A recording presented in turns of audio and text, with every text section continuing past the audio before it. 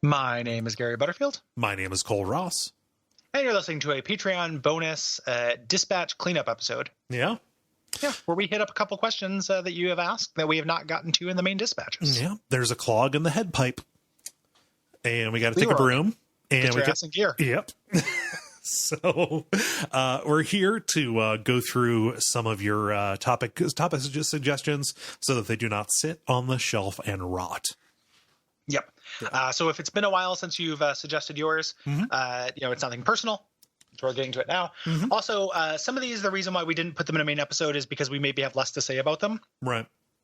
So if these are not really long, in-depth conversations, that is also not personal or us not taking it seriously. It's just it's what we got to say. Yeah, we're not going to be a disservice to all of us if we just decided to pad it out to 20 minutes per one of these.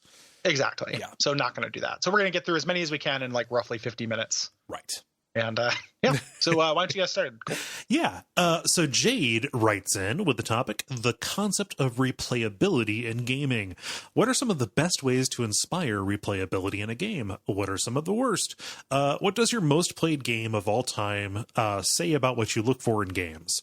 How has replayability evolved throughout the history of games? Has it evolved for the better or worse? I hope these questions spark conversation between you two. Please feel free to pick and choose as you see fit. So replayability, not just fun factor, but replay value. Yes. How many hair raisers does it get?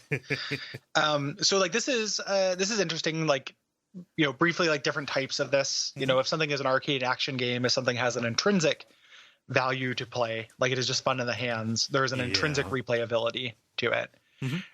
Which is why you can play Pac-Man as many times as you want, and also why I feel like a lot of people will go chalice diving in Bloodborne. Yeah. Like they just want to control a Bloodborne person moving around in a Bloodborne moveset. Yes.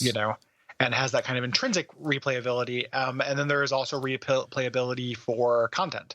Yes. Branching paths. I do the light side path in KOTOR 2, and then I want to do the dark side path because they are both appreciably different and you end up getting different quests, etc.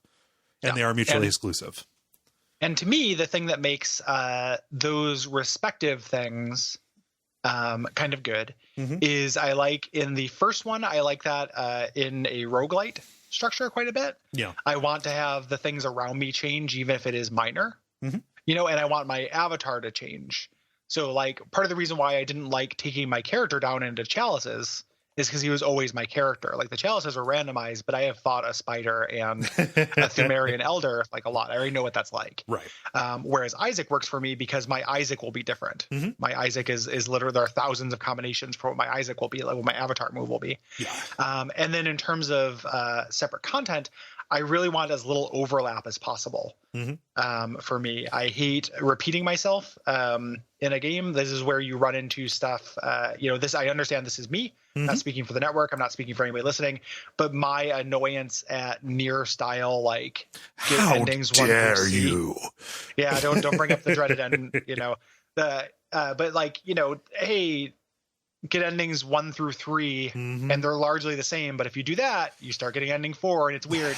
Don't do that to me. Yeah. Don't 999 me about this. Like, I'm not I don't know who you're trying to fool or what trick you're playing on me to try to make me do something I've already done.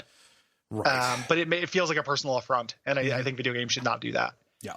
And the best games that have alternate paths, that have like, a lot of times like a white hat and a black hat path, like, if you are trying to role play as a different character in New Vegas, it's different right from the start. Yeah. Like right in the first town, it's like, hey, these powder gangers want to take over this town. Fuck it. Let's take over this town and make it ours.